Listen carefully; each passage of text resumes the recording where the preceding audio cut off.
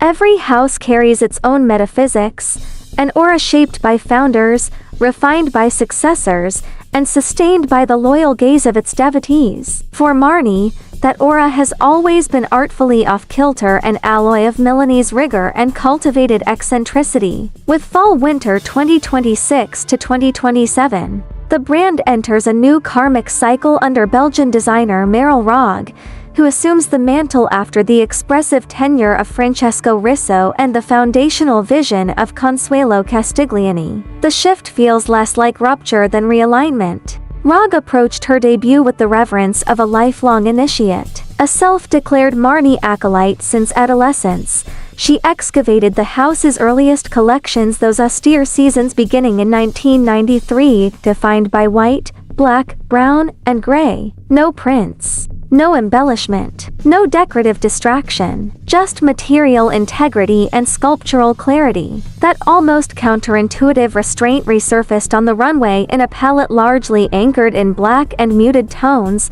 with color deployed sparingly, pastel flashes or chromatic jolts that read as punctuation rather than proclamation. The archival inquiry extended into the late 90s and early 2000s, periods whose silhouettes remain surprisingly contemporary. What Rogge extracted was not nostalgia but proportion. The small, neatly cut coats, the fitted shoulders, the gently defined waists, the proper knee-length skirts all signaled a silhouette both disciplined and quietly assertive. A skirt sitting slightly low on the hips became a structural anchor. Once that line was established, the collection unfolded through calibrated variation, each iteration reinforcing the sense that Rogge had located a stable foundation from which to build her Marni. Her interpretation, however, introduced a subtle abrasion. Rogge leaned into a faintly punk inflection, aligning with Castiglioni's historic resistance to anything overly pretty or sentimental. Garments were toughened up through hardware that oscillated between function and ornament, studs,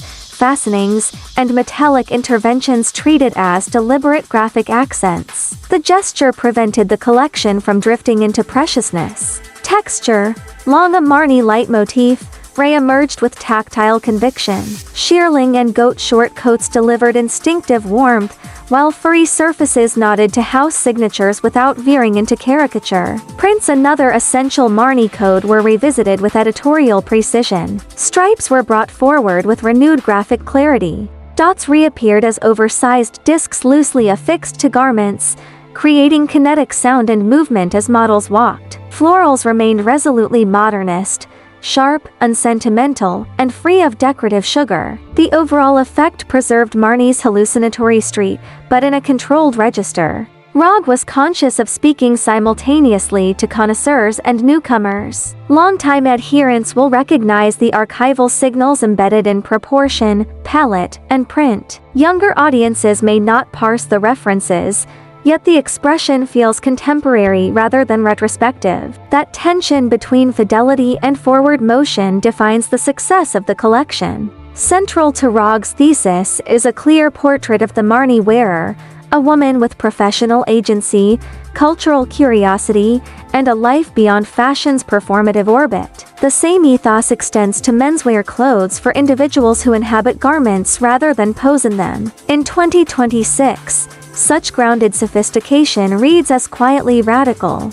Fall-winter 2026 to 2027 does not attempt to resurrect Consuelo's Marni wholesale. Rogge acknowledges that such an act would be both impossible and undesirable. Instead, she proposes an adjacent evolution rooted in archival discipline, sharpened by her own sensibility, and calibrated to the present. The result is a debut that feels measured, intelligent, and culturally literate, less a reinvention than a lucid continuation of Marni's singular, offbeat modernism.